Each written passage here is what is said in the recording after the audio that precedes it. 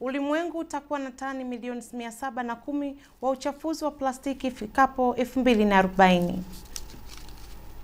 Waziri mkuu wa zamani wa Malaysia alipata dhamana ya kupoteza fedha. Eliud Kipchoge alisaini kama balozi wa kichawi wa marudio wa Kenya. Habari za kutu watazamaji wetu pote pale mlipo. Hii ni taarifa habari kwa lugha ya Kiswahili kutoka hapa Galaxy TV Afrika Kusini. Jina langu ni Rukia Jumbe, karibuni. Waislamu ulimwenguni pote wataadhimisha Eid el-Adha ambayo pia inajulikana kama siku ya sadaka. Huku kukiwa na janga la COVID-19 ambalo hadi sasa limeambukiza zaidi ya watu milioni 16 ulimwenguni. Kama likizo ya Kiislamu, Eid el-Adha Fitri mnamo Mei ilifuatia mwezi mtakatifu wa Ramadhani, Waislamu wanahamasishwa kuchukua tahadhari na kubadilisha njia wanaotazama kama matokeo ya COVID-19 kati ya Julai 30 na Agosti 4. Baraza la Waislamu wa Uingereza MCB limechapisha mapendekezo kwenye wavuti yake kukuza sala za nje, na ikiwa sivyo kwa nyakati nyingi za sala zilizojaa ndani ya nyumba wakati wa kutosha, unapaswa kupanga kati ya makutaniko na kakbasi au mahaburi, na inapaswa kuwekwa kwa muda mfupi. MCB inashauriwa.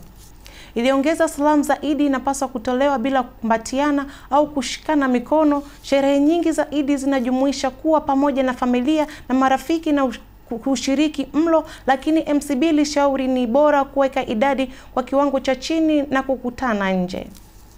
Msikitini mingine nchini Canada inafuata miongozo kama hiyo, na Toronto Jami Masjid ikiwahimiza Waislamu kuhifadhi mahali pa sala kabla moja kwenye sehemu 8 za wakati tofauti kwenye programu yake ya Smart Jamaat. Waislamu wa Kitatari wa jinai ya uhalifu husali katika msikiti mkuu wa Cannes siku ya kwanza ya Eid al-Adha Kurban Barian katika mji wa Baksirai mnamo Oktoba 4, 2014. Tupate taarifa zaidi.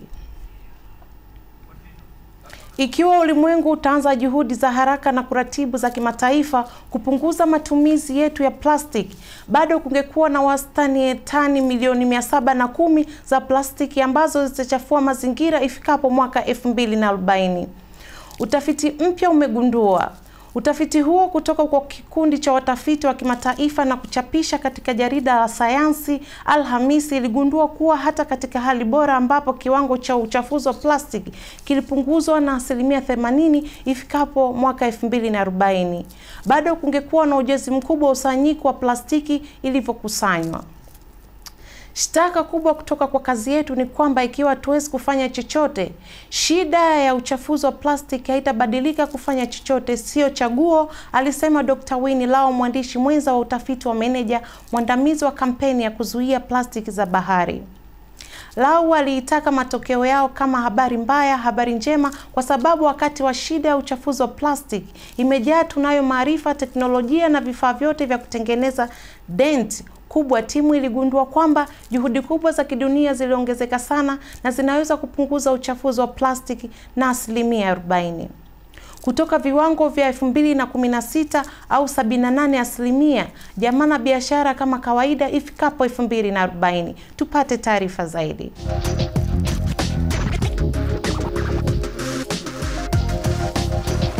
Plastic is wonderful because it's durable, and plastic is terrible because it is durable.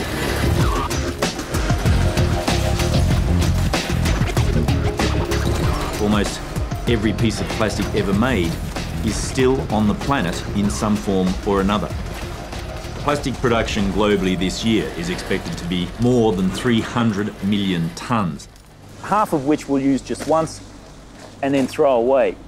By 2050, when the population explodes to almost 10 billion people, it's expected that plastic production will triple. The problem with that is that today only a fraction of the plastic that we produce is recycled. The rest ends up. Waziri mkuu wa zamani wa Malaysia Najib Razak amepatikana na hatia kwa makosa yote katika jaribio lake la kwanza la rushwa ya mpango mkubwa wa kupotosha mabilioni kutoka kwa mfuko wa uwekezaji wa serikali kwenda kwenye akaunti kadhaa na kibinafsi pamoja na ya kwake.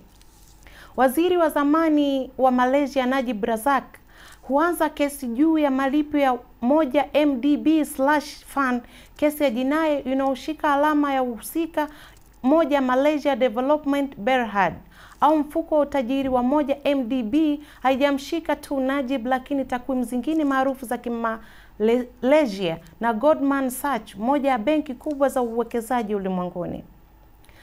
Asia, ficha ya Goldman Sachs inakosa nchini Malaysia juu ya kashfa kubwa za rushwa. Baada ya kuzingatia ushahidi wote katika kesi hii, nimeona kwamba upande wa mashtaka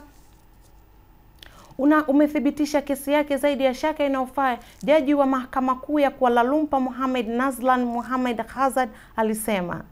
Nje ya chumba cha mahakama, mamia wafuasi wa waziri mkuu wa zamani walikusanyika ili waachie kuachiliwa kwake. Kesi hiyo ilichukua muda mrefu na inachukuliwa kuwa moja ya kashfa zaidi kubwa ya kifedha katika historia, ikichukua nchi 10 na mabilioni ya dola katika mali iliyoporwa. Najib, ambaye alishikilia nyadhifa 2 za waziri mkuu na waziri wa fedha hadi alipopigiwa kura miaka 2 iliyopita, alipatikana hatia kwa makosa 7 ya utapeli wa pesa na matumizi mabaya ya madaraka na uvunjaji wa jinai. Kila shtaka hubeba miaka 15 hadi 20 gerezani. Alikataa hatia. Tupate taarifa zaidi. Malaysia's former Prime Minister Najib Razak was found guilty on Tuesday on all 7 corruption charges in his first trial, linked to a multi-billion-dollar scandal at a state fund, One Malaysia Development Berhad. The landmark case has been widely seen as a test for the country's efforts to stamp out corruption. He arrived at court to supporters shouting "Long live Najib" and was flanked by top leaders of his party. The 7 charges included criminal breach of trust, money laundering and abuse of power for allegedly illegally receiving nearly $10 million from former 1MDB unit SDC International. He pleaded not guilty. Each of the charges carry hefty fines and jail terms of up to 15 or 20 years. Najib's lawyers are seeking a delay in sentencing, and he has said he would appeal any decision at the federal court. But that's not all. The former Prime Minister, who was voted out in a historic 2018 election, also faces multiple criminal charges over allegations that $4.5 billion was stolen from 1MDB and $1 billion made its way into his personal accounts. Allegations of corruption have hung over Najib for more than 5 years, but the criminal charges came only after his defeat in the 2018 election. Pangolin iliingizwa nchini China na kuuzwa kwa nyama katika masoko ya nyama hai katika mji kama Wuhan. Pangolin imeongoza vichwa vya habari vya ulimwengu. Je, ni vector ya COVID-19? Pangolin kwa muda mrefu imekuwa ikivunwa endelevu na jamii za wenyeji kwa nyama na mizani yao.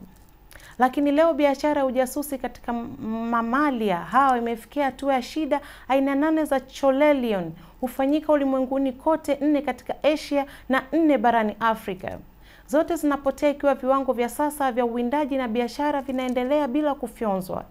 Sasa mwangaza uko kwenye mnyama anayeshukiwa zaidi duniani. Wanasayansi wamegundua maumivu ya viungo kama chanzo kinachowezekana na maambukizi ya coronavirus ambayo yamefanywa duniani kwa magoti.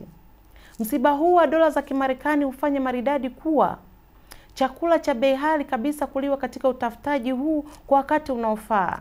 Rita Gipisi amefichua huzuni na hatari za biashara katika mnyama huyu asiye na nguvu. Anaeleza uhusiano kati ya wanyama wa porini na COVID-19 na anaelezea majibu ya Uchina kwa janga hili. Anasimulia pia hadithi ya ugonjwa fulani uliowekwa pochini nchini Zimbabwe na kuletwa Afrika Kusini ili kuuzwa.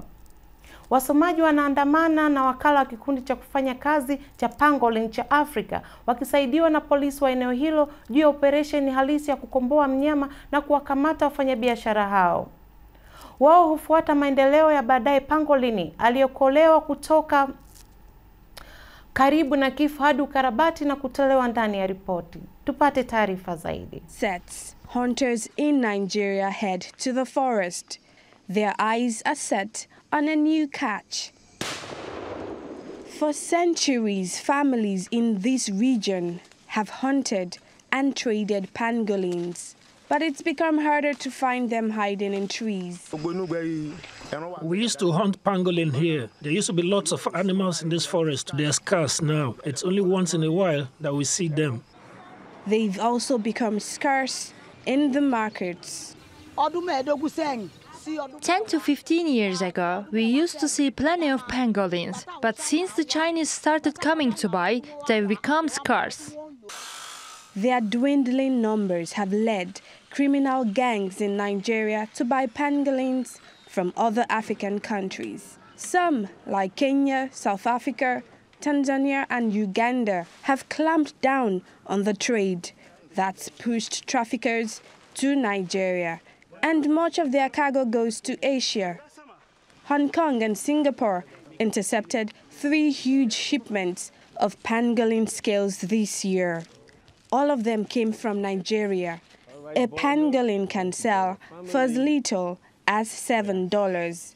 But once in China or Vietnam, the scales from one animal are sold for $250 and used in traditional medicine, according to UN Office on Drugs and Crime. It will be very difficult to stop selling to them because they pay huge amount of money. Traffic, an NGO that tracks wildlife seizures, says nearly 70 tons of pangolin scales from Africa have been seized this year. That's more than double last year's amount. Activists say porous borders, poor law enforcement, and widespread corruption are feeding the illegal trade. They're calling on the government to help save one of the world's most trafficked mammals. Sharon Ogunleye, TRT World. Saudi Arabia ilituma nakisi ya miamala bilioni 109.2 kwa robo ya pili ya mwaka huu, kwani bei za chini za mafuta ziliumiza mapato. Ripoti ya Wizara ya Fedha ilichapishwa jana ilionyesha mgogoro wa coronavirus umeumiza sekta zisizo za mafuta za wauzaji nje wakubwa ulimwenguni mwaka huu, wakizidisha athari za bei za kihistoria kwenye uchumi wa ufalme. Mapato ya robo ya pili ya mafuta yalipungua kwa asilimia 45 kwa mwaka hadi bilioni 25. Jumla ya mapato yalishuka asilimia 49 kwa karibu na 36 bilioni. Matumizi ya robo ya pili yalishuka kila mwaka kwa asilimia 17 hadi takriban 65 bilioni. Ripoti ya utendaji wa bajeti ya robo mwaka ilionyesha ingawa matumizi yaliongezeka ikilinganishwa na Q1 kwa asilimia 7.5. Matangazo kurudisha nyuma matumizi ni muhimu kwa kuweka upungufu, alisema Monica Malik, mchumi mkuu katika benki ya biashara ya Abu Dhabi. Hoja ya serikali tayari ilionyeshwa katika hatua za kutangazwa zilizotangaza April, lakini hizi zilipungua mtazamo wa kupona. Alisema kwa kubaliana na kushuka kwa nguvu kwa mwaka huu, Riyadh ameanzisha hatua kama vile kuondoa posho ya kuishi kwa wafanyakazi wa serikali na ushuru wa ongezeko la thamani kwa asilimia 15 ili kuongeza mapato ya serikali. Wataalamu wa uchumi wamesema hii inaweza kuzuia ukuaji, kwani cube zenye lengo la kupunguza kuenea kwa corona virus huinuliwa. Tunaendelea na habari. Walimu wakuu shule zilizosaidiwa za serikali jana walisema hawana pesa walizopokea kwa shughuli za muhula wa pili kwa sababu ilitumika kwa gharama juu. Bwana Martin Okiria Obole, mwenyekiti wa chama cha walimu wakuu wa shule ya sekondari Uganda, aliwaambia Galaxy Television kwamba wameuliza washiriki wao kueleza kwa maafisa wao wakuu utawala jinsi pia ambayo serikali ilitolewa imetumiwa. Pesa zilizopatikana kutoka serikalini ni kidogo, umeongezwa na mchango wa wazazi. Sasa kwa shule zimefungwa, wale walio na uandikishaji wachache hawawezi hata kulipia misingi. Tumeuliza walimu wakuu wazungumze na CAOS. Bwana Obore alisema mwenzake Bwana James Juuko, mwenyekiti wa chama cha walimu shule ya msingi ya Kampala, alisema shule za msingi zinapatikana shilingi 3,333 na kama ada kwa serikali kwa kila mwanafunzi, na ameongeza kuwa ni wakati wa serikali kuwaruhusu kurekebisha kile kilichoenda vibaya. Kuna watu wanafikiria kwa kuwa watoto hawako shuleni. Kwa nini tunatuma pesa huko? Lakini kuna shule ambazo hazina viti, zilikuwa zimevuja madirisha na hili ilikuwa wakati kuzirekebisha. Shule nyingi hazina kompyuta. Fedha hii imefanya akili nyingi sana, Bwana Juku alisema. Serikali inalipa shilingi 10,000 kwa kila mwanafunzi kwa mwaka na shilingi 55,000 kwa kila mwanafunzi, huku O-level wakati wale wenye O-level wanapokea shilingi 81,000. Kabla ya kuendelea na taarifa habari, tupate mapumziko mafupi. Walila umtwana alilela umamake wamtata wambegesi fubeni sake watitula sana lwam watitula sana lwam. Hello, Dumilang, Sanbonani, Absheng. My name is Mariki Bothma, Ntomza Mazulu, Zingli Ntomza sa KZN, all the way from KZN, but currently here in Midrand, Joburg, at Galaxy Universal Network, Starset Channel 500, and on our Facebook page, Galaxy Universal Network. Welcome to a brand new show called Scars. We all have a history. You may be the victim, yet you are alive. You are the survivor. You are the overcomer.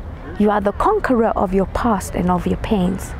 The show is all about you sharing your stories, you sharing your life experiences. We're going to show people out there whether you've been abused mentally, physically, emotionally. We have all been affected by abuse. The show will consist of from bullet survivors to cancer survivors to people living with disabilities to ex-convicts. No story will be too big or too small to be shared on this platform. Do join us every Saturday, 11 to 12, right here on Galaxy Universal Network. But we also do have a few surprises for you in store. Every Saturday, 11 to 12, Galaxy Universal Network. Walala wasala. See you there.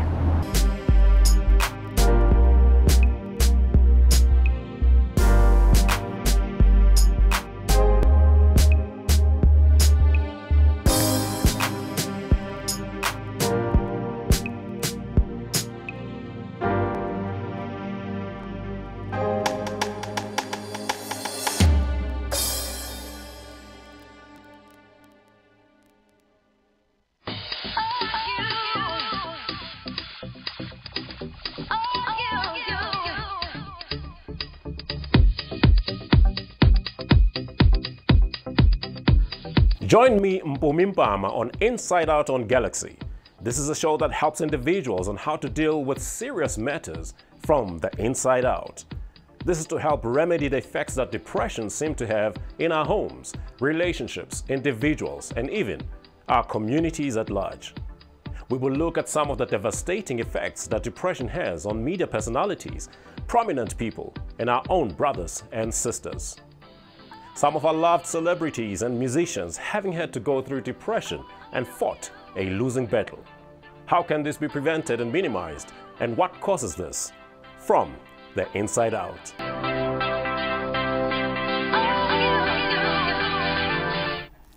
Asante kwa kuendelea kwa nasi. Tuendelee na taarifa ya habari. Bodi ya utalii ya Kenya imesaini mmiliki wa rekodi ya dunia ya marathon, bingwa wa Olympic Eliud Kipchoge kama balozi wa kichawi wa marudio wa Kenya. Ushirikiano ambao unaanza Julai 2020 utaona Kipchoge kukuza Kenya kama marudio ya utalii ya kawaida ya ndani, kikanda na kimataifa kupitia kampeni mbalimbali. Kuwa Kenya ni jambo zuri sana na ninaipenda sana nchi yangu na heshima kuwa nikifanya kazi na KTB kwenye miradi inayolenga kushawishi Kenya kama marudio ya watalii wa kimataifa. Kenya ina mengi ya kutoa na ninawasihi wageni wa ndani na nje wachunguze na kujua nchi inapeana nini, alisema mkurugenzi mtendaji wa KTB Betty Redia. Alisema bodi hiyo inafurahi kuwa na Kipchoge wamejitolea kukuza marudio ya Kenya. Imefafanuliwa kama mshambuliaji bora zaidi wakati wote. Kipchoge ameshinda marathon 12 kati ya 13 ambao ameshiriki yeye, pia na ameshirikia rekodi ya mbio za dunia ya marathon akiwa na wakati wa saa 2 dakika 1 na sekunde 39. Na mtu wa kwanza kukimbia mbio za chini ya masaa 2 katika hafla maalum huko Vienna, Australia. Iliitwa Ineos Challenge Kenya inajulikana kama nyumba ya mabingwa, kwa hivyo sehemu ya michezo ni sehemu ya wakati wetu wa kufadhili toleo la utalii na nchi hiyo. Sasa tunageuka mawazo yetu kwa matukio yaliyofanyika kwenye hatua ya kimataifa ambayo Wakenya wanashinda zaidi na hakuna kushirikiana. Bora kuliko na wanajeshi wa Kenya. Reddy alisema. Tupate taarifa zaidi. Kipchoge, reigning Olympic champion, world record holder, and the first man to run a marathon under 2 hours, will be the leader of the Kenyan selection for the 2020 Olympic Games in August in Sapporo, Japan. The Kenyan made history not only for the marathon, but also for the sports by passing under the hitherto impossible 2-hour mark over the 42.195 kilometer last October in Vienna in an unofficial marathon tailor-made for him. The world record holder with 2 hours, 1 minute 39 seconds in Berlin in 2018 has won 12 of the 30 marathons he's run in his career since 2013. He will be on target in April at the London Marathon against Ethiopian Kenenisa Bekele, who came very close to snatching his record in September in Berlin. The Kenyan's women's team looks set to be formidable and will be led by new world record holder Brigitte Kosgei and reigning world champion Ruth Shebney. Mwanamuziki maarufu Nasib Abdul Diamond Platinum amesema hata sita kutunga wimbo maalum wa Simba Social Club ikiwa atashinda taji la kombe la shirikisho la Azam Sport Federation ASFC.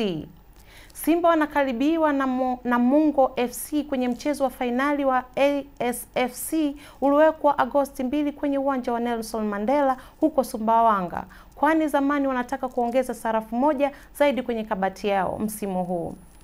Kwa upande mwingine, Namungo wanaiona kama nafasi nzuri ya kushinda kombe hilo baada ya kuenea kutoka ligi daraja la kwanza SDL hadi 4 kwenye ligi kuu bara, na sasa kwenye final ASFC.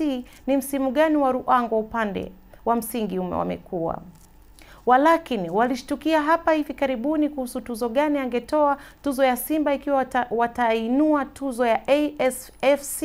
Diamond alijibu kwamba aliwatengenezea wimbo Acha niwe wazi kuwa Simba ndio klabu ninachoipenda zaidi nchini, na wamekuwa wakitoa matokeo mazuri hivi karibuni. Tupate taarifa zaidi. Unajua mimi naipenda sana Simba. Na licha tu kwamba mwenyewe tunajiita Simba au naitwa Simba, lakini naipenda pia Simba. Ni mshabiki mkubwa wa Simba. Na hata kabla hata haijafika mimi nishaiombea heri before. Kwa naiombea kila heri, naitakia kila heri, na naamini Mwenyezi Mungu atatusaidia, tutafanikiwa. Na kufanikiwa kwetu sio tu sisi kama Simba, ila kufanikiwa kwa Watanzania wote katika michuano tofauti tofauti. Hata kama michuano nyumbani hapa ikishinda hata kombe la nyumbani tu, ndio Watanzania wale. Ahadi ya Diamond baada ya kuchukua Simba. No break. Mamelodi Sundowns wamejitenga njia na kiungo wakati Opa S Manyisa, urafiki kati ya klabu na Pretoria na Manyisa wa miaka 31. Walimalizika baada wa Brazil kuamua dhidi ya kutumia chaguo lao la kupanuliwa. Na Manyisa alitumia misimu 3 huko Chorkop tangu alipowasili kutoka kwa wapinzani wa Orlando Pirates mnamo Agosti 2017, na ameonyesha katika mechi karibu 50 za ushindani. Ameshinda taji 2 za Absa Premiership wakati wa kukaa kwake na kocha Pitso Mosimane. Alisema alifurahi kufanya naye kazi, ni huruma kwamba hakucheza sana mwaka huu. Achilles wake alipona mwezi mmoja tu kabla ya mapumziko ya kufunga match, na alikuwa amecheza kwenye marafiki wachache. Alisema yeye ni mchezaji wa kipekee anayeweza kucheza katika nafasi yoyote na atakuwa na mali kwa timu yoyote. Na kufikia hapa ndo tumefika mwisho wa taarifa habari. Kwa taarifa zingine za habari tukutane tena kesho muda na wakati kama huu. Asanteni na jioni njema.